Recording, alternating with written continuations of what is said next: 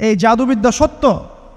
এবং এখনকার অনেক ভণ্ড যে কবিরাজগুলো বের হয়েছে, এরা জিনকে তাবে করে নিয়ে এই জিনদের মধ্য দিয়ে মানুষের মধ্যে জাদু ছড়িয়ে দিয়েছে, এবং এর ফলশ্রুতিতে বহু পরিবার ধ্বংস হয়ে যাচ্ছে। এই জাদুবিদ্যা সত্য। আরও একটা জিনিস সত্য, নবী সাল্লাল্লাহু আলাইহি ওয়াসাল্লাম বলেছেন ইন্না আইনাল হক, চোখের নজর সত্য। নবী করিম সাল্লাল্লাহু আলাইহি ওয়াসাল্লাম বলেছেন চোখের বদনজর সত্য। এই যে আমরা বলি ফেসবুকে এত বেশি ছবি দিয়েন না ভাই, ছবি তুলেন না, ছবি তুলেন না, বারবার যে বলি নিষেধ করি, কারণ কি জানেন? একটাই কারণ, বিকজ চোখ লাগাটা সত্য। মানুষের চোখ লাগে, এই কথা শুনলে অনেক মজুমদাররা হাসবে না? কথা বুঝতে পারেন নাই? কিন্তু এটা সত্য, কারণ নবী করিম সাল্লাল্লাহু আলাইহি ওয়াসাল্লাম যা বলেছেন সাদাকাল্লাহু ওয়া সাদাকা রাসূলুহুল কারীম, নবী যা বলেছেন, আল্লাহ যা বলেছেন চিরায়ত সত্য, এর বাইরে কোনো সত্য আছে? আচ্ছা দেখেন, আমি বললাম যে জাদুবিদ্যা সত্য। এই জাদুবিদ্যার চর্চা মানুষ করে, এখনও করে, এবং এই জাদু দিয়ে মানুষের ক্ষতি করার জন্য জিনের প্রয়োজন হয়, দুষ্ট জিন। এই জিনগুলোকে মানুষ তাবে করে মানুষের ক্ষতি করার চেষ্টা করে। দেখবেন এখন গ্রামে গঞ্জে শহরে সব জায়গায় ছড়িয়ে পড়েছে না? দেখবেন, খুব সতর্ক থাকবেন। আমি পরে সলিউশন বলছি আপনাদেরকে। আরেকটা বলেছি, নবী সাল্লাল্লাহু আলাইহি ওয়াসাল্লাম বলেছেন চোখের বদনজর এমন সত্য যে একটা উটকে এই রান্নার ডেকচির মধ্যে ঢুকাই ফেলতে পারে। আর একটা উট খুব সুন্দর ভালো, আপনি দেখছেন মাশাআল্লাহ বলেন নাই, নজর লেগেছে, উটটা মারা গেছে দেন, তারপর তাকে জবাই করে খেয়ে ফেলতে হয়েছে। একজন সাহাবী গোসল করছিলেন, গোসল, এটা হাদিস সহিহ, এই যে আলেম ওলামা যারা আছেন তারা জানেন যে এই হাদিস সহিহ। একজন সাহাবী গোসল করছেন, তার গায়ের চামড়াটা খুব সুন্দর ছিল, একদম স্কিনটা অনেক সুন্দর থাকে না এমন কিছু মানুষ? আচ্ছা, এখন আরেকজন সাহাবী এই গোসল দেখছেন দূর থেকে, দেখে বলছেন যে কি চমৎকার তার শরীরের রংটা, যেন কুমারী নারীর মতো, অনেকটা এমন একটা কথা তিনি বলেছিলেন।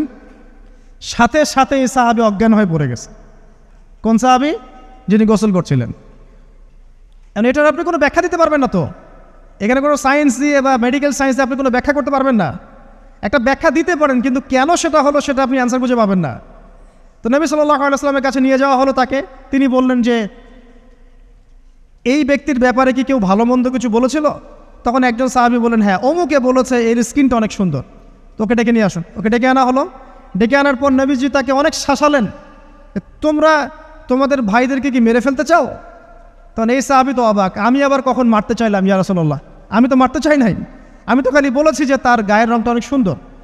তখন তিনি বললেন কেন তুমি সুবহানাল্লাহ বললে না, কেন তুমি মাশাআল্লাহ বললে না? যখন মাশাআল্লাহ বলবেন, সুবহানাল্লাহ বলবেন, নজরটা লাগবে না। আর যখন আপনি মাশাআল্লাহ বলবেন না, সুবহানাল্লাহ বলবেন না, দেখবেন নজর লেগে গেছে। আপনি বিশ্বাস করেন ব্যবসা খুব ভালো চলছে, মানুষ বলল যে বাহ তোর তো ব্যবসা হেভি, লালে লাল শাহজালাল, ঠিক আছে, দেখবেন আপনার কেনা বেচা বন্ধ হয়ে গেছে। এরকম হবে, আমার কথাটা বিশ্বাস করেন। এটা কিন্তু সায়েন্স প্রমাণ করতে পারবেন না, আল্লাহ এবং তার রাসূল বলেছেন, তার উপরে কোনো সত্য নেই। আছে সূরা কাহফ 29 নম্বর আয়াত পড়ে দেখেন, আল্লাহ পাক বলছেন ওয়াকুলিল হাক্কু মির রাব্বিকুম, সত্য সেটাই যা তোমার রবের পক্ষ থেকে আসে। ফামান শাআ ফালইউমিন, যার ইচ্ছা হয় বিশ্বাস করুক, ওয়ামান শাআ ফালইয়াকফুর, যার ইচ্ছা হয় সে অস্বীকার করুক। এই কারণে আমরা বলি ফেসবুকে এত বেশি ছবি দেওয়া, এই আই ওয়াশ করা, এই যে শোডাউন করা, হ্যাঁ ইসলামের কিছু কাজ করলেন একদম মানুষকে না দেখাইতে পারলে ঘুম হচ্ছে না, এগুলো বন্ধ করেন, এগুলো বন্ধ করে দেন আল্লাহর ওয়াস্তে। অফলাইনে কাজ করেন, নিজেকে গোপন করার চেষ্টা করেন। যত বেশি মানুষের কাছে নিজেকে এক্সপোজ করবেন, কাজের বরকত কমে যাবে, কাজের বরকত কমে যাবে, চোখ লাগবে, নজর লাগবে। এবং চোখ লাগা বদ নজরে বহু আলেম আস্তে আস্তে মাঠ থেকে মাইনাস হয়ে গেছে না? যায় নাই? এখন কি আলেমদের সংখ্যা বেশি না কম? যত দিন যাবে আলেমের সংখ্যা আরও কমে যাবে। নবীজি বলেছেন আলেমদের সংখ্যা কমতে থাকবে, মানুষ জাহেলদেরকে আলেম বানিয়ে নেবে। তো প্রিয় ভাইরা, জাদুবিদ্যা সত্য, চোখের বদনজর সত্য, রাতের এই অনিষ্টগুলো সত্য, রাতের বেলা অনেক ক্ষতি আছে। এই জন্য নবীজি বলছেন বাচ্চাদেরকে বাইরে বের করো না, এবং তোমরাও রাত যখন গভীর হবে তখন এদিক ওদিক ঘোরাফেরা করো না। দেখবেন রাত যত গভীর হয় আমাদের শহরগুলো তত জীবিত হয়, তাই না? তাই না? রাত যত গভীর হচ্ছে শহর তত জীবিত হয়। চায়ের দোকানে আড্ডা বেশি, ওই সিনেমা দেখছে, টিভি দেখছে, ক্যারাম খেলছে, লুডো খেলছে, ঘুম নাই। ঘুম কখন? ফজরের আগে আগে। ফজরের নামাজ কিন্তু নাই, ফজরের ঠিক আগে আগে, আবার ওই যে জোহরের নামাজের সঙ্গে উঠতেছে। এখন আমাকে বলেন এরকম জেনারেশনকে দিয়ে কি আসলে ইসলামের কোনো খেদমত হবে? আচ্ছা, নবীজি রাতের বেলা আর্লি ঘুমাতেন, আল্লাহ পাক আমাদের সবাইকে তাড়াতাড়ি ঘুমানোর তৌফিক দান করুন। হ্যাঁ, আপনি ইলম চর্চা করলে রাত জেগে থাকতে পারেন, আপনি যদি জ্ঞান চর্চা করেন রাত জাগতে পারেন, আপনি কোনো গবেষণা করছেন, নামাজ পড়ছেন বা কোরআন হিফজ করছেন, আপনি রাতের আর্লি উঠবেন, এটা আলাদা বিষয়। কিন্তু কমনভাবে আমাদের এই যে ফেসবুক, ইউটিউবিং ইত্যাদিতে আমরা লিপ্ত থাকি, সারা রাতটা কাটাই আড্ডাবাজি করে, এগুলো বন্ধ করতে হবে। এগুলো বন্ধ না করলে ফিজিক্যালি আমরা মানে সুস্বাস্থ্যের অধিকারী হতে পারবো না, সারা দিনটা আমাদের একটা কি বলবো অলসতার ভাবে যাবে এবং দিনের বেলা কাজগুলো ব্যাহত হবে। এতে করে আমাদের উম্মার এই পুরো বড় যে তরুণ প্রজন্ম আছে এদেরকে আপনি সম্পদে পরিণত করতে পারবেন না। তাই এই সিস্টেমটা চেঞ্জ করা দরকার। নবীজি রাতের বেলা এই সূরা বাকারার শেষে 3টা আয়াত তেলাওয়াত করতেন, আমরা করবো ইনশাআল্লাহ। ইনশাআল্লাহ। আরেকটা আমল বলে দেই, নবী করিম সাল্লাল্লাহু আলাইহি ওয়াসাল্লাম রাতের বেলা সূরা মুলক তেলাওয়াত করতেন। কোন সূরা এটা? কোন সূরা? তাবারাকাল্লাযী বিয়াদিহিল মুলক। কয়টা আয়াত আছে? 30টা আয়াত আছে। নবীজি বলেছেন সাল্লাল্লাহু আলাইহি ওয়াসাল্লাম যে এই সূরা আপনাকে কবরের আযাব থেকে বাঁচাবে ইনশাআল্লাহ। কবরের আযাব থেকে তো ভাই বাঁচা খুব সহজ নাকি?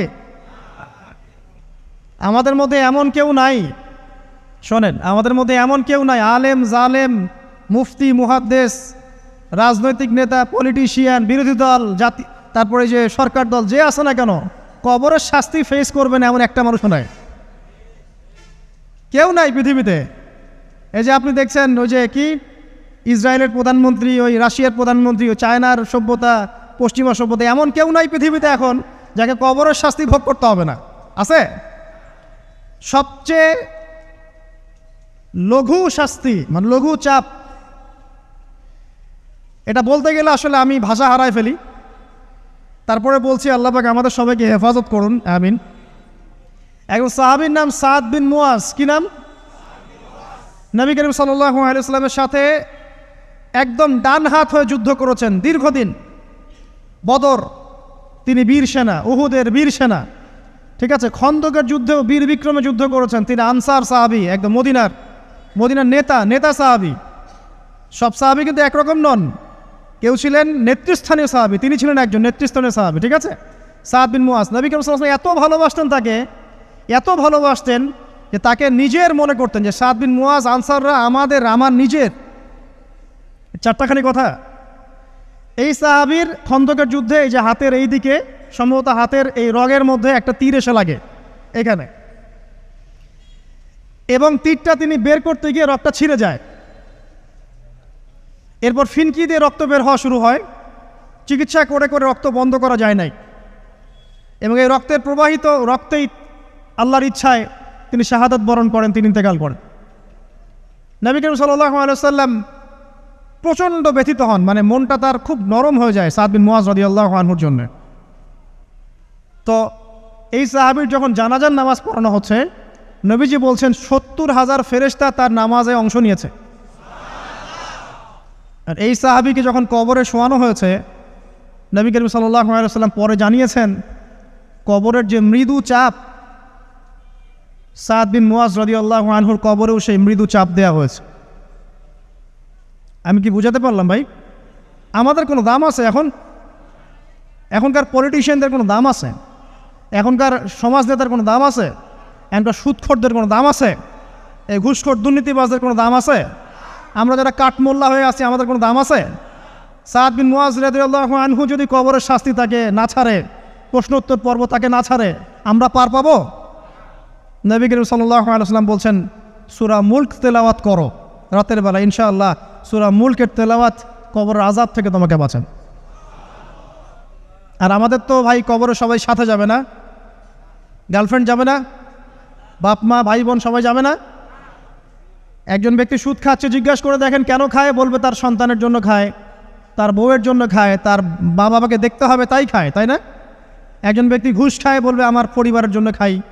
একজন দুর্নীতি করছে, পুকুর চুরি করছে, বলবে দুর্নীতি করছে আমার পরিবারের জন্য খাই, পরিবার ভালো থাকবে। সবার একই এক্সকিউজ যে পরিবার যেন ভালো থাকে, আমার সন্তানরা যেন ভালো থাকে, আগামী প্রজন্মের জন্য কিছু রেখে যেতে পারি, তাই না? এরকম একটা মানুষও কি আপনার সাথে কবরে যাবে? আরে এই বোকা মানুষ কেন বোঝে না যে আপনার কবরে আপনাকেই যেতে হবে?